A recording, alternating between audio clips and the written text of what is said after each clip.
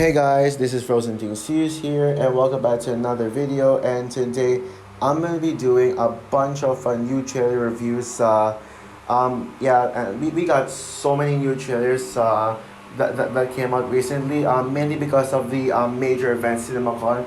I don't think all of these trailers that came out for CinemaCon because of CinemaCon, but either way, these are trailers that I still want to cover on my channel. So yeah, I'm gonna do this a little quickly because it's kind of getting late in my country. I will edit and upload this when I wake up, but right now I gotta get this out of the way. I really want to talk about this because at least I still have the energy to do so. I'm not really tired yet, but yeah, I still want to get this as quick as possible. So yeah, there are six trailers. Some of them I may take a while, longer than others, but I'll just share my brief thoughts.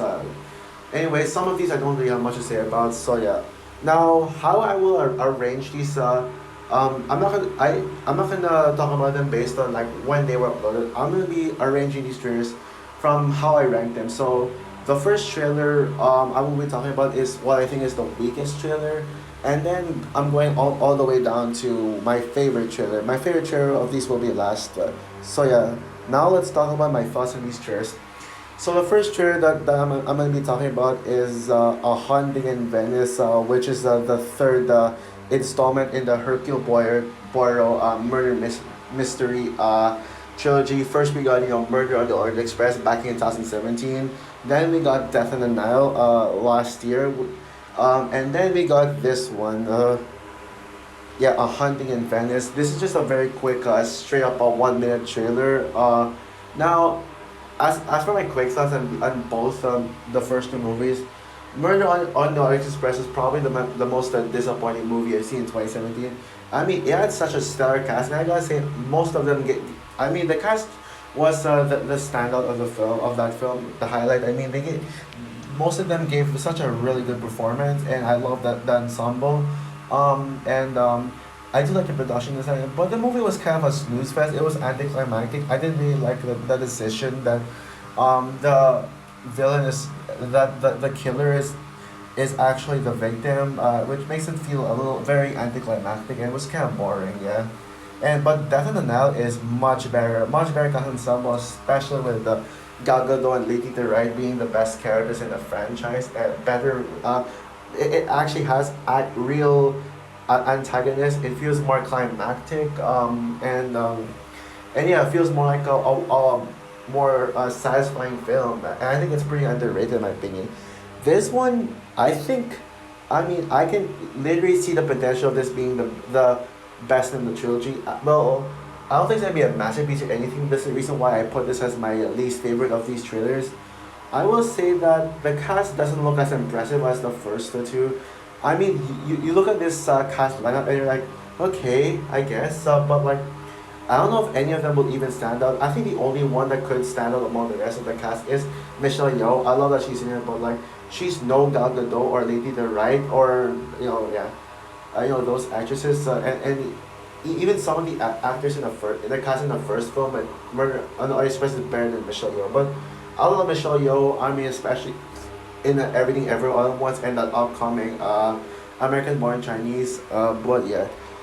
But what I love about this movie, based on the trailers, is how dark it looks. Yeah, literally the production design, and everything. It looks like a horror movie. Yep.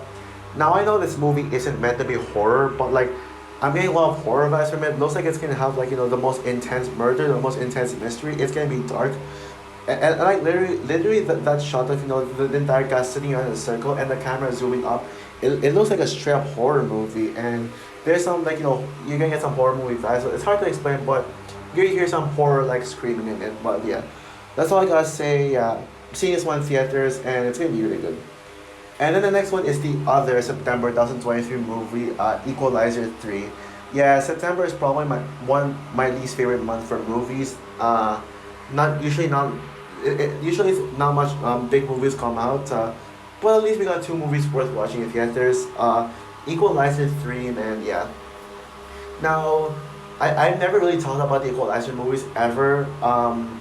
But I have seen the first two movies, yeah. The first movie was really awesome. I love, like, it was so interesting, and it's so interesting. I love Denzel Washington in it. And And I love the action scenes, and I love especially that Chloe Grace Moretz is in it. She's the obvious standout of that film.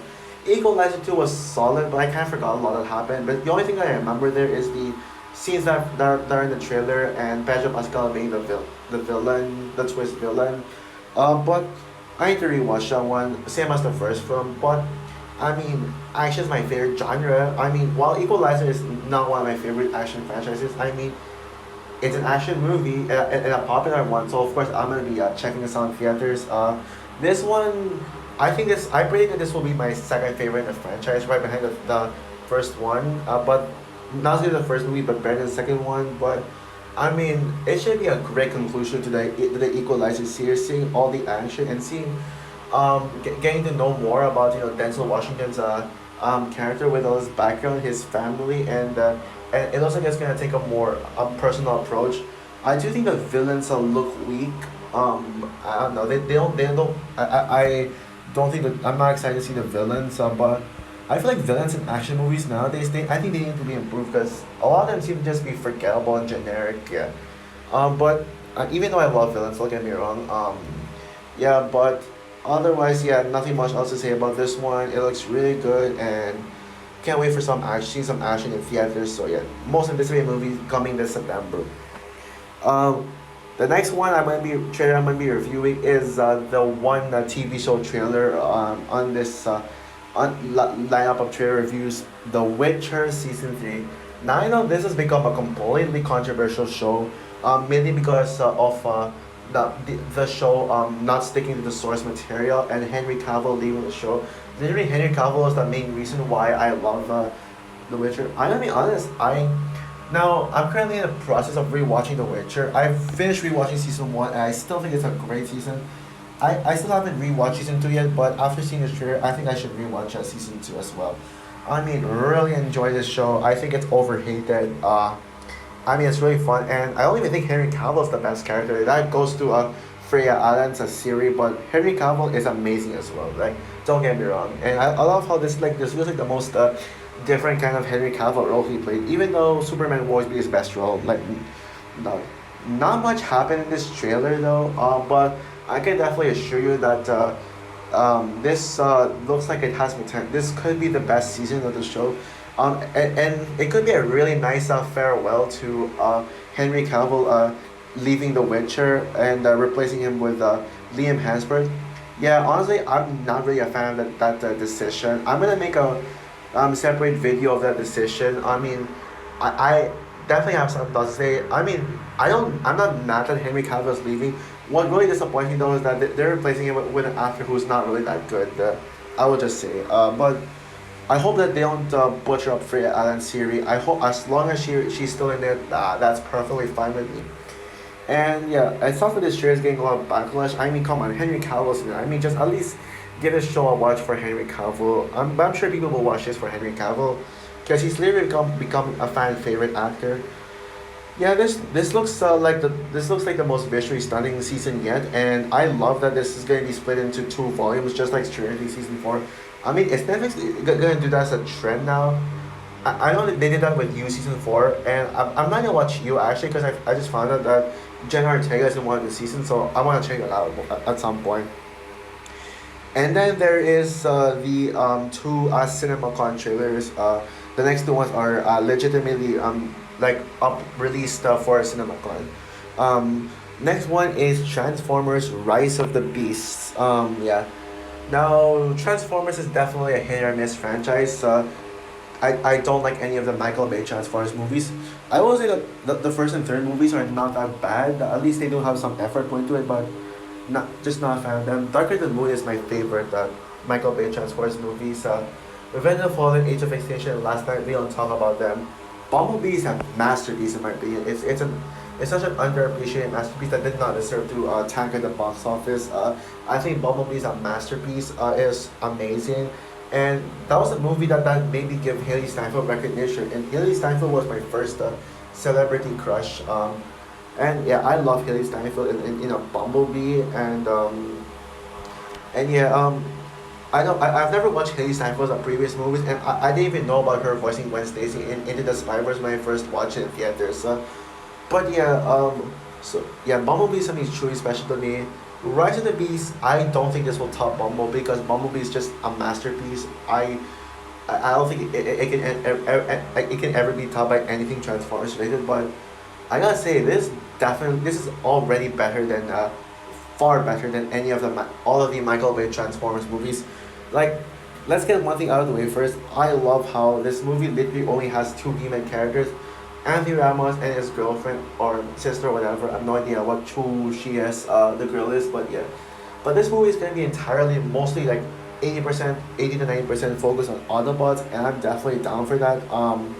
This movie is gonna be action packed. I think this could be the most visually stunning Transformers movie.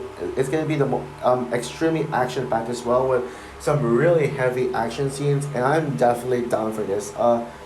I mean, I doubt the human characters will be good. Will be as good as Charlie Watson in Bumblebee, but like at least there's not at least it doesn't at least there's only two human characters. It's kind of a good thing in my opinion. But yeah, and I love seeing Optimus, Bumblebee, and the new kinds of Transformers, heroes and villains, and the different kinds. So yeah, definitely pumped for this one. This movie is gonna be great. And this trailer is definitely better than the first trailer in my opinion. It's gonna be a total blast. I can totally tell. Oh yeah, and also this movie is from the same director as Creed 2, so I love that. It's no longer my favorite Creed movie.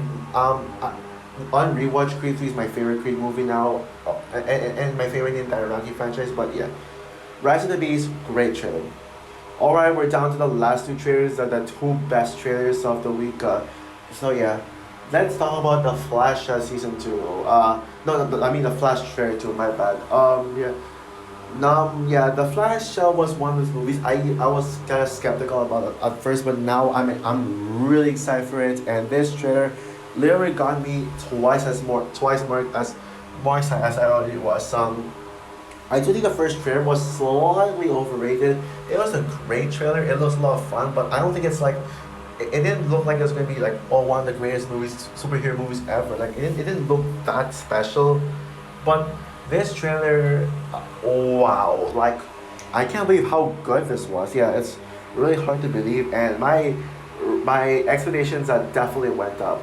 Now I'm still not forgiving Ezra Miller for this. I still see no potential that Ezra Miller will impress me, and he's just a criminal, and I can't believe like he's the front and center of all of this big blockbuster of a movie that feels like an Avengers or Knowing Home or Multiverse of Madness level threat, but I can definitely assure you, this is gonna be an amazing movie. Like, besides Ezra Miller, everything else in this movie, I'm down for it. I mean, the CGI looks really good, even if there needs to be some polishing, and I'm sure it'll look better in the movie.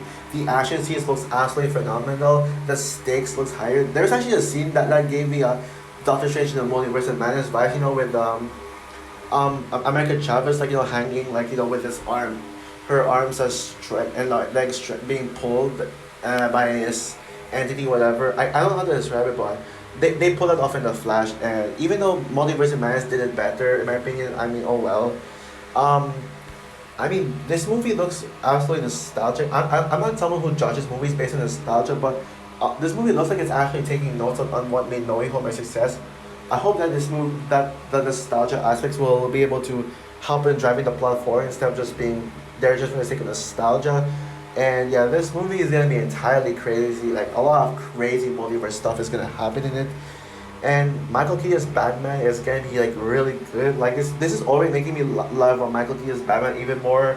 Like, especially with the line, "You wanna get nuts? Let's get nuts." Yeah, that quote. And also there's like this quote from Bruce Wayne's Batman. His iconic goes, "These scars heal," something like that. I forgot the full line, but scars heal, something like that. Yeah, I love that. But Supergirl is gonna be the standout in this movie. I'm calling it right now. I know I said on Instagram that Michael Keaton's Batman is gonna be a standout, but on reflection, the more I rewatched the trailer, I was like, okay, yeah, you know what? Yeah, I think Supergirl will be the best character in the movie because, I mean, I am really this version of Supergirl is already growing on me. The more I see her marketed, like, I'm more used to the Supergirl with blonde hair, but I'm gonna say this right now. I think this could be a better.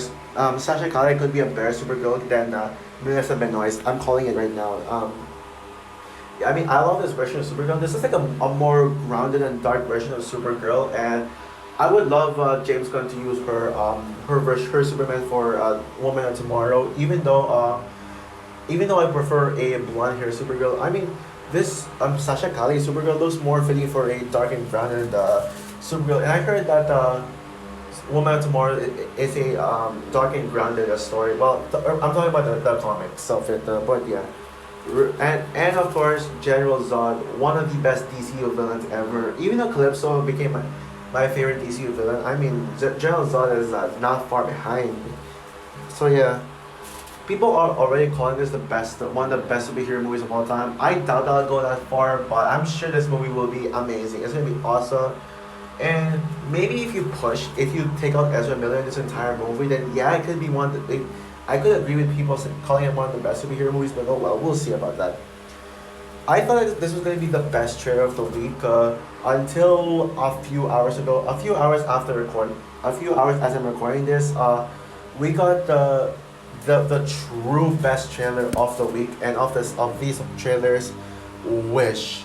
Yeah, ever since this movie was first announced and the title reveal back at D23, I was super hyped for this movie. Like my expectations were skyrocket high. I mean, Wish looks phenomenal. Yeah, that trailer was everything I wanted to be and more. And I knew this movie was going to be something special.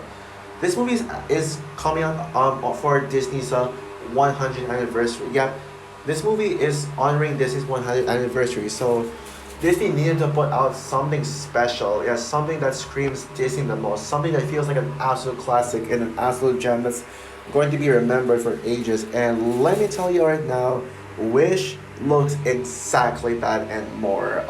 I love this trailer with every fiber of my being, and I don't care what the Disney haters say. But thankfully, even people are actually reacting positive to this trailer. Like they're actually loving this trailer, and I love that. Like I'm so happy people are finally, and I mean finally, talking positive about Disney. I am sick and tired of all the Disney hate. I'm actually gonna be making a video talking about the Disney haters. So watch out, Disney haters. You're getting a treat of mine. Even though I'm not gonna attack you, I'm just gonna explain why I think Disney hate has gone too far. But yeah. Well, for starters, the animation looks gorgeous. Like a mix of two. Like this movie is bringing back the traditional 2D animation while mixing it in with the modern 3D animation, and I love that. Like it works so well that they're honoring the Disney classics and the modern Disney anime films at the same time. And I mean, Asha looks like she could be like one of the better Disney protagonists. I'm really loving her, and wow, Ariana DeBosa's singing voice. Wow, forget screw Halle Berry's singing voice. Ariana DeBosa's singing voice is the bomb. And yeah, the Wishing Star. Yeah, I mean this story looks like it looks sounds so Disney-ish. Yeah, it sounds like a story that really honors Disney, and by talking about the iconic star that you see on their logo, and I love it. And this movie does not have a twist villain at all. The villain Chris Pine King Magnifico is a straight villain, and he looks like he could be the best Disney villain since King Renard. I predict that this movie could actually win Best Anime Feature at the Oscars. No, don't get me wrong. I still think Spider-Verse I still think Spider-Verse could be the best anime film of the year, but this could be my second favorite anime film of the year. I'm calling it right now. And I think this movie looks more Oscar worthy than Spider-Verse. So I won't be surprised if this one beats Spider-Verse, but at the same time, I'd be glad if Spider-Verse wins Best Anime Feature. So yeah, wow, just wow. I'm really blown away by this trailer. It's only a teaser trailer, but yeah. Before I end this video, I actually want to include another trailer that I think much deserves to be talked about. So this is mostly a last minute edition before I get started in editing this video, but okay, whatever. Yeah, I'm gonna talk about the trailer for the Hunger Games, the Ballad of Songbird and Snakes. Yeah. I actually should have waited for this trailer. I actually knew that there's gonna be a trailer that will drop like right after I record. But yeah, this trailer deserves to be talked about. Now, yeah, I know I'm talking about this last, but I said I'm saving Wish for last. I will say that among these trailers, I would put this as my second favorite trailer, second only behind Wish. And yes, this is better than that Flash trailer. And yeah, so yeah, I wouldn't say I'm the biggest Hunger Games fan, but I kind of like all the Hunger Games movies. I think the weakest one is Meh, and the best ones are just are pretty good, but I don't love it. Yeah, my favorite is Catching Fire, and my least favorite is the first one, Hot Take. But I just really don't like the shaky cam in it. And it's just not well directed. I think Francis Lawrence made the franchise better. I don't know why the first movie had a different director, but yeah. I mean, but I mean, yes, Catching Fire is the best of the main franchise with Katniss Everdeen, but man, this one, I think this has potential to be to dethrone Catching Fire as the best Hunger Games movie, and I cannot wait to see this movie in theaters. Yeah, I can't wait for it. I mean, wow. I'm blessed. Yeah. Let me start by saying I love how they're already releasing new trailers for November 2023. First the Marvels, then the Marvels, then Wish, and now Hunger Games. Also, this Taika Waititi movie Next to Wins. I mean, it looks funny, but I don't have much to say about it. But yeah, but what I love about this trailer is its tone. I mean, this is essentially a prequel to Colin Snow's time. Colin Snow's like back then, and Colin Snow is the villain of the Hunger Games. So, of course, we're probably gonna see why he became evil. I'm guessing, and maybe both him and Lucy Bird, which I'll talk about her character in a bit. Yeah, when both of them break up, and this movie is gonna have a lot more stakes. So it looks like it's gonna be much darker than we've ever seen in the Hunger Games. Like, I love that music, by the way. That music gave me really chills. And the production values, I mean, for like a time period setting before Hunger Games, it actually looks better than. I, it looks like a better looking film than the entire than the other Hunger Games movies. But let's talk about the best thing about this trailer. The main reason why I am pumped to see this movie. Two words: Rachel Zegler. Yep. Rachel Zegler. Yeah. Rachel Zegler is yeah, in my top 10 favorite actresses of all time. I mean, I loved her in The West Side Story, and I especially love her in as Anthea in Shazam: Fear of the Gods. Yeah, say what you want about Shazam: Fear of the Gods, but Anthea deserves far more love. But yeah, I mean, Rachel Zegler. Yeah, step aside Katniss Everdeen. Lucy Bird is gonna be the true queen of the Hunger Games, and yeah, I love everything about her already. And yeah, yeah. So this is actually my second most anticipated movie of November. Right behind Oh wait, no, it's third. I mean, Wish and Dune Part Two. I mean, I was gonna say only Wish, but oh yeah, Dune Part Two. Yeah, but yeah, I'm more hyped. I'm more hyped for this than the Marvels, and I'm especially more hyped for this one than Trolls Band Together. Yeah, Trolls Band Together comes out on the exact same day as on the exact same day as this movie, and I'm hoping this movie outgrows as Trolls Band Together. Please don't flop at the box office. I mean, Rachel Zegler's movies keep flopping at the box office. Both West Side Story and Shazam 2 were flops, so this one shouldn't be a flop. But I want Rachel Zegler movie to be a success. So yeah. So yeah, that's all for my trailer reviews and these 6 trailers. Wow, that's a lot, and no surprise, it actually ended up being as long as my usual videos. So yeah, what is your opinion on these trailers? And what is your favorite of these trailers? Comment down below, like, subscribe, hit the notification bell, and stay tuned for my review of Avengers Endgame. So yeah, bye guys.